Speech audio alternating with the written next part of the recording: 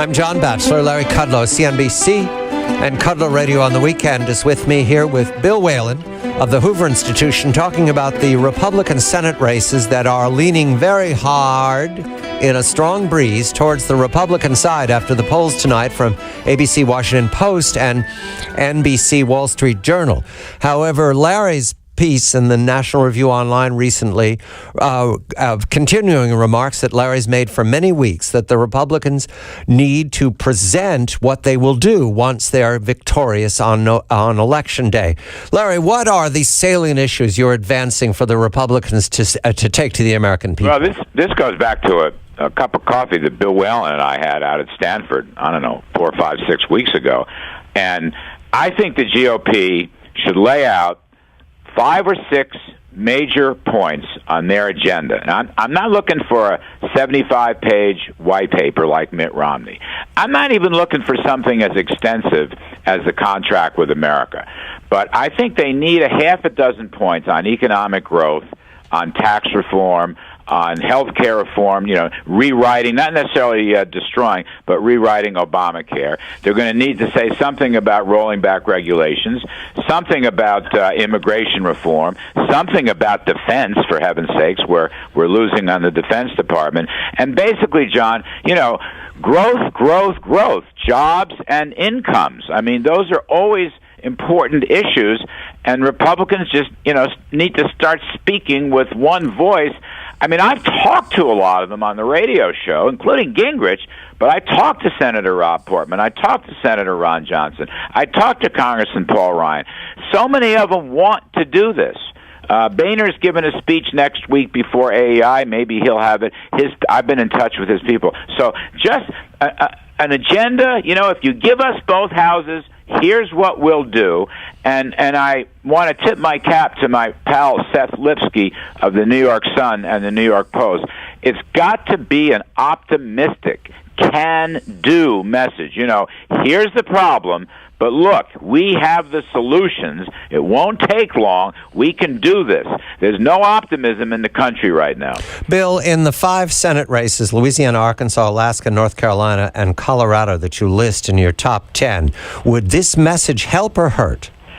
You would zero in on the state of North Carolina, and here's why. In North Carolina, the issue is not just Washington, but it's also Raleigh. Kay Hagan, the Democrats, running against Tom Tillis, the Republican, who is the Speaker of the State Assembly.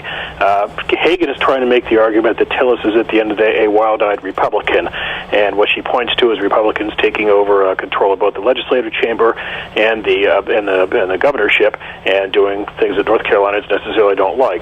Conservatism up out of control, if she would have you believe it. So it would help for Tillis in explaining that he is not wild-eyed, that he's a reasonable man with good ideas, to have that document to back it up. And foreign policy, gentlemen, I take Larry's point that these are substantive issues for the domestic agenda in the new Congress. But foreign policy has never been anybody's major debating point when it comes to national politics. I do it because I enjoy the conversations around the world. I tell you now, I feel odd, freakish, that foreign policy is turned into the center of the interest of the American people, and the president will go to the State Department to speak entirely on using targeted bombing airstrikes in Iraq after all these years. Am I seeing a mirage, Bill? Will this disappear in 48 hours, or will foreign policy continue a major concern for the American people in this midterm?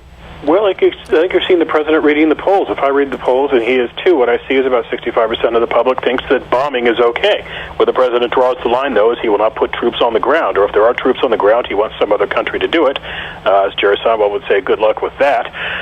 So he will not actually put an army on the ground, and this begs the question of how do you defeat an army if you don't actually put up an army against them? Yeah, I'm down here in D.C. The Washington Post ABC poll, as you probably saw online, the public has completely changed its attitude in the last month. And not only bombing in Iraq to stop ISIS, but also bombing in Syria. I don't recall if that poll talked about troops on the ground or not, but they're ready to bomb in Syria. And, John, this is your area, not mine, but I don't think President Obama wants to bomb in Syria. I think he barely wants to bomb in Iraq. I'm told that the president's error when he said we don't have a strategy yet some 10 days ago is the reason he's making the speech tomorrow night. He does not want to make this speech. I'm told that his heart is not in it, and they put together a strategy that's exactly what we've heard. Targeted strikes, coalition building, degrade over time. It'll take many years, and meantime, we will watch the Islamic State continue to horrify. There's a story in the Telegraph. I urge nobody to read it, but I'll summarize it right now. That the Islamic State, in turning the young women of Mosul in that area into slaves, and to abuse them and to pen them up and to tie them together and other depredations, initially took their cell phones away from them, but then they gave them back. Why? They wanted the young women to communicate to their families and their friends who were not in captivity how horrible it was. That's how sophisticated the social media is in the hands of sadists. That's not going to stop over the next 6 weeks. The amazing part for me, Larry, is that America seems to want to vote on it. They're back to 9/11 numbers. Well, that's true, and I think a lot of people agree with the anxiety that ISIS, which has its patch of real estate and has set up its own state, will come at us. I think the idea that they're coming for us as we approach 9/11, the anniversary, is very important. And as you know, General Dempsey, the head of the Joint Chiefs, said we must bomb in Syria. He said that way out in front of the president. And, of course, Ryan Crocker, our former ambassador to Iraq and Syria, was in the Wall Street Journal today saying exactly the same thing. We are going to have to go after them in Syria. And Crocker says not only bombing, but we're going to have to put a lot more special forces boots on the ground. And Crocker says this is Al-Qaeda version 6.0. He makes it very clear that the Islamic State is Al-Qaeda, not defeated. Bill, we just have less than a minute. Will foreign policy be a determinative in these 5 races so that the Republicans can pick up 8 seats? It's not just foreign policy, but it's the foreign policy as it drives the narrative of the president who is ineffective, the president who is lethargic, and the president who is just not aggressive on foreign policy. So it's not just foreign policy itself, but it's how it defines the president. You see the president's poll numbers now slipping below 40%, in some polls 39 to 38, and a Republican senator cannot get 50% of the vote if his president is not cracking 40%. Al Franken? You know, Bill, I call it Obamaism. Obamaism. People are fed up with it everywhere. Is Al Franken, Mark Warner, are they in trouble? Merkley in Oregon, could they be at risk, Bill?